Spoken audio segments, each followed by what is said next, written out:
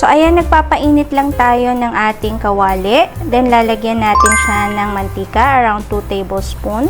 And then, pag mainit na yung ating mantika, magigisa na tayo. Unahin ko itong ginger. Ayan. Isa lang natin. And then, ilalagay ko na rin yung ating onion. Sinama ko yung white part noong ating onion leeks. So, 1 medium size to ng onion. Ay, isa lang natin.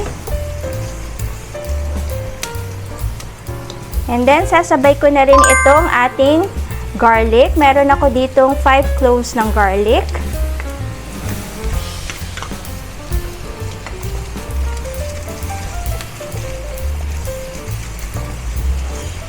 Yan, giisa lang natin hanggang sa maging mabango na yung ating garlic.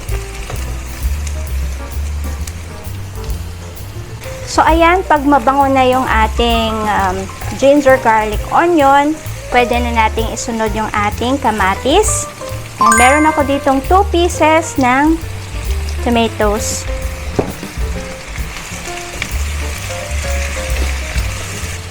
Lalagyan ko na ng half a teaspoon ng salt. And then, half a teaspoon ng ground black pepper. Ayan, haluin lang natin.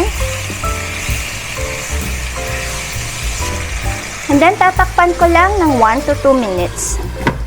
Para lang maluto yung ating tomatoes. So, ayan, after 2 minutes, check na natin yung ating ginigisa. Ayan, okay na yung kamatis, nadurog na siya. Now, lalagay na natin yung ating green bell pepper at saka yung ating onion leeks. And then, ilalagay na rin natin yung ating squid. Ito, half a kilo to ng squid. Nilinis ko na siya. Tsaka hinati-hati ko na rin.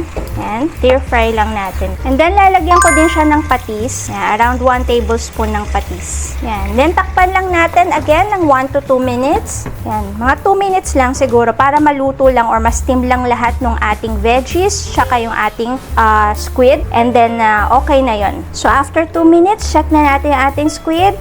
Then, titikman natin kung kailangan pa natin i-adjust yung alat. Ayan, so okay na to. Hindi na natin siya i-adjust yung alat. Tamang-tama na siya. So, ayan, nakaluto na tayo ng kinamatisang pusit. Kain po tayo!